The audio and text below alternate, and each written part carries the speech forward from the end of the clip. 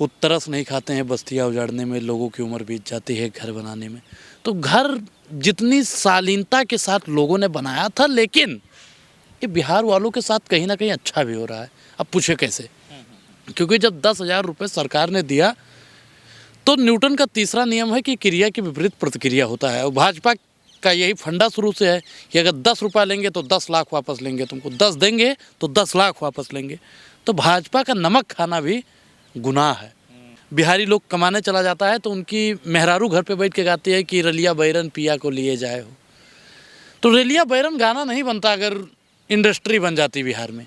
और वो आदमी एक ठो चाय वाला है, वो कहता है मित्रों मित्रों देख रहे हैं परिवारवाद जंगल राज बनते बनते पूरे बिहार को लालू परिवार लूटना चाहता है। ऐसे ऐसे तमाम अनकल बातें बोली जाती। लेकिन आज बिहार के लोगों के साथ में इतना बड़ा छलावा हुआ है, उसका जिम्मेदार बिहार का ही लोग है। नहीं, मैं वो समझना ये चाह रहा हूँ कि परिवारवाद, ये तो सियासत की बात लोग बोलते ही हैं, आप अलग जो बोलते हैं। जब वो शपथ ले रहे थे और मोदी जी पीठ थपथपा रहे थे, क्या जहन में आ रहा था? कि कहावत है कि जब बंदर एक पेड़ से दूसरे पेड़ पे छलांग मारता है ना, तो खुद पीठ थपथपाता है।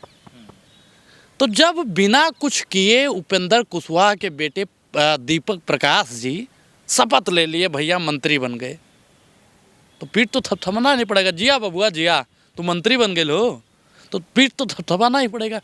ये गैर जिम्मेदार प्रधानमंत्री हैं। 100 नहीं पता है, राजनीति का रॉ नहीं पता है। वो इन दिनों 100 से शपथ ले लिया। ताज्जुब ये हो रहा है कि क्या बिहार सत्ता में भी बैठ गया और 100 से सरकार भी चलाएगा और 100 से सब समेट देगा, सब मटिया मेट कर देगा। और हो भी रहा है। आज किस तरह बस्तियाँ उजाड़ी जा रही हैं, सब के सब खामोश है।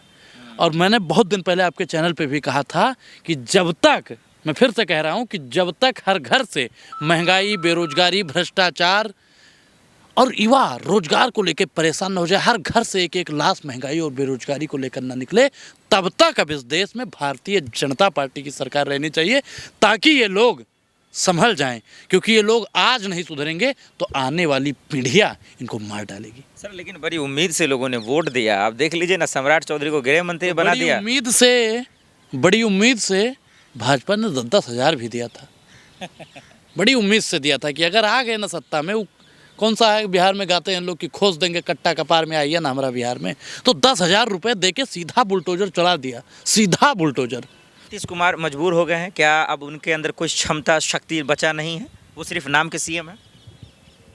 अगर तेज आंधी आ जाए ना बिहार में, तो नीतीश कुमार पेड़ को पकड़ेंगे तो पेड़ समेत उड़ जाएंगे। और नीतीश कुमार को कमजोर ही नहीं, लाचार कर दिया गया है, बीमार कर दिया गया है, बेबस कर दिया गया है। अब नीतीश कुमार के पास में कुछ बचा नहीं है। कौन इतना मजबूर किया उसको? कौन है इसके पीछे का मास्टरमाइंड? चाय वाला तो बहुत है देश में, लेकिन एक ही चाय वाला है जो सुर्खियों में रहता है, जो ड्रामे की बात करता है, जो युवाओं को कहता है कि रील बनाओ पैसा कमाओ, जो युवाओं से कहता है पकौड़ा तलो, जो युवाओं से कहता है अग्निवीर में चले जाओ। उस चाय वाले की बात में इतनी क्षमता बची है कि अगर कुछ गलत बिहार में होगा तो वो फिर से पावर वापस ले लेंगे, विधायक को इधर उधर होंगे। ये क्या विधायक वापस ले लेंगे? नीतीश कुमार को है जी, हम ना 3 में ना 13 में। नीतीश कुमार सिर्फ स्टैंप है, एक मुहर। नीतीश कुमार की हिम्मत है तो ले लें इसी पे फैसला कि बिहार में झुग्गियाँ नहीं तोड़ने दूंगा, फिर देख लेंगे कि कितना बड़े ये उसमें है, पानी में है। और लेकिन कई लोग कह रहे हैं वोट चोरी हुई, धांधली हुई, स्कैम हुआ, इस पे क्या रहा है? देखिए, वोट चोरी तो भाजपा की पुरानी अदा है, शुरू से वोट चोरी करती है ये। जब से 14 में सत्ता में आई, हर जगह उसने चोरी किया, बेईमानी किया। अब जिसने घर से ही चोरी करना शुरू किया हो गुरु, वो बिहार में तो वोटों की चोरी कर ही लेगा। जिसने चाय की दुकान पे चीनी कम मिलाया, चाय पत्ती ज़्यादा मिला के चीनी और चाय पत्ती की चोरी की हो, वो आदमी तो वोटों की चोरी कर ही लेगा। वो आदमी हर जगह जाता है, बिहार जाता है तो मखाना कहता है कि हम 365 दिन मखाना खाते हैं। यूपी में चला जाएगा तो पता नहीं क्या क्या बोल देगा, गुजरात में जाएगा कुछ और बोल देगा। हर जगह वो जाके झूठा आदमी, बेईमान आदमी, वोट चोर आदमी, किसानों की आय को चोरी करने वाला आदमी, घर से सिलेंडर 1000 रुपये का आता है 600 रुपये की चोरी करने वाला आदमी, जो 18 और 20 रुपये किलो चीनी आती थी वो 40 रुपये में करके, यानी 20 रुपये की चोरी करने वाला आदमी, डीजल पेट्रोल जो 50 और 55 रुपये में होता था उसे 100 रुपये पार करने वाला वो आदमी चोर है। और चोर को चौराहे पर खड़े होकर हम लोग भी बोलेंगे चोर है, क्योंकि चोर को अगर चोर नहीं कहे तो हमारा ज़मीर मार डालेगा। बोला नहीं तो तो मेरा ज़मीर मार डालेगा, और गवाही दी तो अदालत में मारा जाऊंगा। और किसी ने कहा था कि मरने और लड़ने में से अगर चुनना पड़े तो आप लड़ो। बिहार विधानसभा चल रहा है और ऐसे ऐसे विधायक आ रहे हैं जिसको शपथ पत्र पढ़ना नहीं आ रहा है। बिहार में 10,000 के नाम पर जो तमाशा हुआ वो हम सब जान ही रहे हैं। इस वक्त कैमरे पर जिस शख्स को आप देख रहे हैं पूरे हिंदुस्तान में फेमस है, सोशल मीडिया से लेकर टीवी चैनलों पर वो आते ही हैं, इन्फ्लुएंसर भी हैं, पत्रकार भी हैं, जर्नलिस्ट भी हैं। अनुराग ओझा जी मेरे साथ मौजूद हैं, मेरे गांव में भी ये गए हुए हैं और बाखूबी समझते हैं कि आखिर जो एक तबका है जिसको टारगेट किया जा रहा है, और इन दिनों तो उन पर बुलडोजर ही चलाया जा रहा है। 10,000 के बदले 10 लाख का मकान भी तोड़ा जा रहा है। इस तरह की खबरें आपने देखा होगा, चाहे वो दरभंगा हो, मुजफ्फरपुर, समस्तीपुर, नालंदा, मतलब कुछ ही इलाके बचे हुए हैं। और यकीन मानिए कि जब तक सम्राट चौधरी रहेंगे वो भी टूट ही जाएगा। अनुराग जी बहुत बहुत स्वागत है आपका। आप गायब थे, गायब इन द सेंस कि मतलब आप अपने घर पे थे, पैतृक घर पर।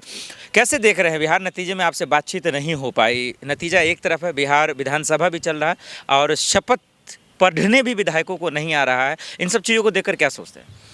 देखिए, बिहार में जिस प्रकार से 10,000 के बदले लोगों के घर तोड़े जा रहे हैं, लोगों की भावनाओं के साथ में खिलवाड़ किया जा रहा है।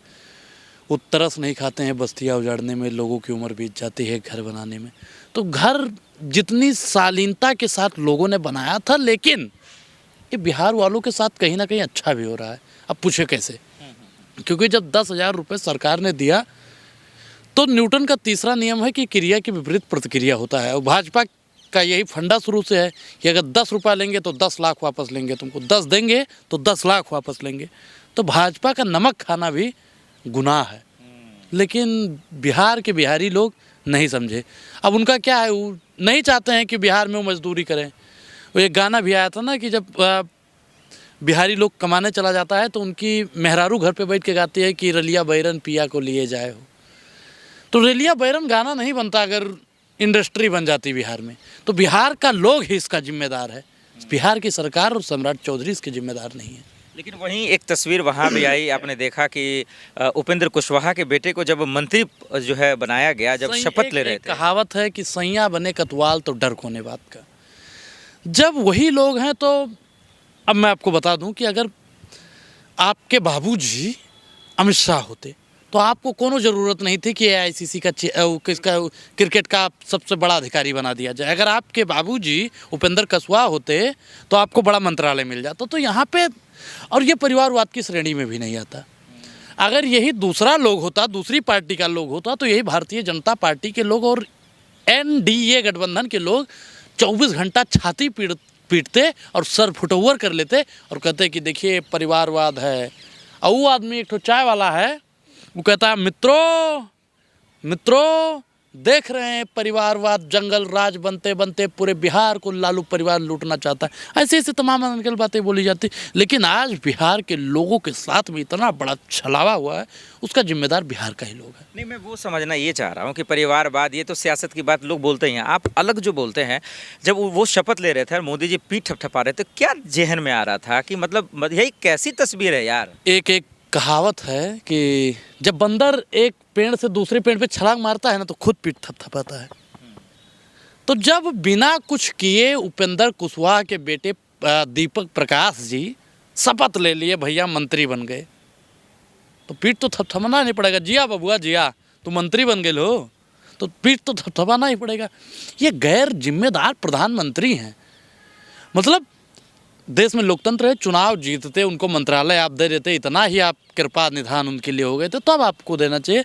लेकिन वो बेचारा जिसको खड़ा कैसे हो रहा है, क्या संभालेगा मंत्रालय? जिसको सियासत नहीं पता है, राजनीति का रॉ नहीं पता है, वो इन दिनों 100 से शपथ ले लिया। ताज्जुब ये हो रहा है कि क्या बिहार सत्ता में भी बैठ गया और 100 से सरकार भी चलाएगा और 100 से सब समेट देगा, सब मटिया मेट कर देगा, और हो भी रहा है। बिहार के युवाओं के क्या खुल्लम खुल्ला उनको जो है मतलब खुल्लम खुल्ला ही परेशान किया जा रहा है क्या? इतनी बेचैनी, इतना बेबस कर दिया बिहार के युवा को जो मेहनत कर रहा है। देखिए, बिहार के युवाओं को भी सोचना चाहिए कि वोट किस मुद्दों पर देना है। किसी के परिवार को बढ़ाना है या बिहार में इंडस्ट्री लगाना है? तो रोजगार पे दिया वोट, लोग तो कहीं रहा था बिहार का युवा। देखिए, अगर रोजगार पे वोट मिलता तो कहीं ना कहीं दूसरी सरकारें बनती। अगर शिक्षा पे वोट लोग देते तो कहीं ना कहीं दूसरी सरकार बनती। रोजगार पे वोट देते तो कहीं ना कहीं दूसरी सरकारें बनती। बीपीएससी का छात्र किस तरह पीटा गया, आज किस तरह बस्तियां उजाड़ी जा रही हैं, सब के सब खामोश हैं। और मैंने बहुत दिन पहले आपके चैनल पे भी कहा था कि जब तक, मैं फिर से कह रहा हूँ कि जब तक हर घर से महंगाई, बेरोजगारी, भ्रष्टाचार और युवा रोजगार को लेकर परेशान न हो जाए, हर घर से एक एक लाश महंगाई और बेरोजगारी को लेकर न निकले, तब तक अब इस देश में भारतीय जनता पार्टी की सरकार रहनी चाहिए, ताकि ये लोग संभल जाएं। क्योंकि ये लोग आज नहीं सुधरेंगे तो आने वाली पीढ़ियां इनको मार डालेगी। सर लेकिन बड़ी उम्मीद से लोगों ने वोट दिया, आप देख लीजिए ना, सम्राट चौधरी को गृह मंत्री बना दिया। बड़ी उम्मीद से भाजपा ने 10-10 हज़ार भी दिया था। बड़ी उम्मीद से दिया था कि अगर आ गए ना सत्ता में, वो कौन सा है बिहार में गाते हैं लोग कि खोज देंगे कट्टा कपार में, आइए ना हमारा बिहार में, तो 10,000 रुपये दे के सीधा बुलडोजर चला दिया, सीधा बुलडोजर। लेकिन रोजगार करने के लिए दिया था सर 10,000, आप उसको वोट में क्यों देख रहे हैं? देखिए, कह रही है ना बीजेपी। आप बताइए कि अगर रोजगार के लिए, तो 10,000 रुपये में कौन सा रोजगार होता है जी? वोटों की कीमत लगाई गई। 10-10 हज़ार रुपये में 10 हज़रिया जो वोट था वो बिहार के जनता को ले डूबा, और इसका जिम्मेदार बिहार सरकार के साथ साथ बिहार की भोली भाली जनता भी। चौधरी का नाम लेते क्यों आप खोल गए भाई? देखिए, सम्राट चौधरी का आपने बताया कि वो मंत्री हैं, गृह मंत्री हैं, और ये जितना भी बुलडोजर चलेगा, पुलिसिया तंत्र होगा, ये सम्राट चौधरी जी के हाथ में आता है। सम्राट का मतलब क्या होता है जानते हैं आप?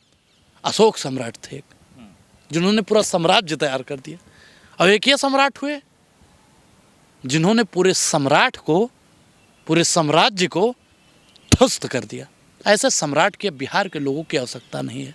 नहीं, लेकिन अगर सरकार की तरफ से पक्ष और सवाल रखा जाए तो कह रहे भाई अतिक्रमण है ना, सरकार की संपत्ति पे थोड़ी ना आप कब्जा करेंगे, उसको तो खाली करना ही है। आप एक चीज़ बताइए कि अभी तक एनडीए गठबंधन की सरकार थी, नीतीश बाबू मुख्यमंत्री थे, आज तक वो लोग अवैध नहीं थे, वो लोग रिहुंगिया नहीं थे, उन लोगों का घर अवैध नहीं बना था। अब भाजपा की सरकार प्रचंड बहुमत में बन गई तो वहाँ पे फिर अवैध हो गया सब कुछ।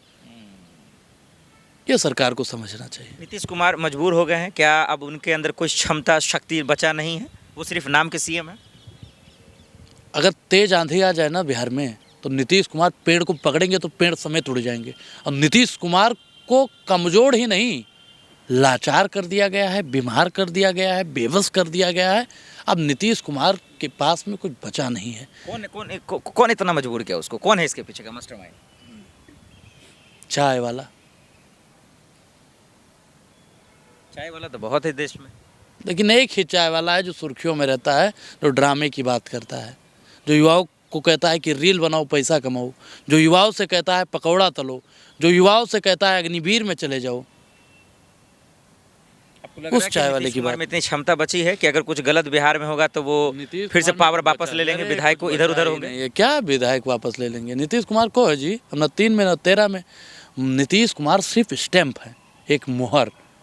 नीतीश कुमार की हिम्मत है तो ले लें इसी पे फैसला कि बिहार में झुग्गियां नहीं तोड़ने दूंगा, फिर देख लेंगे कि कितना बड़े ये उसमें है, पानी में है। एक आखिरी सवाल मैं इसलिए समझना चाह रहा हूँ कि बिहार नतीजों पे आपने क्या बिहार वासियों को जिम्मेदार ठहरा दिया, लेकिन एक लोग वोट चोर वासियों को नहीं कहा, मैंने कहा जिसने 10,000 रुपया लिया वो जिम्मेदार है। और लेकिन कई लोग कह रहे हैं वोट चोरी हुई, धांधली हुई, स्कैम हुआ, इस पे क्या रहा है?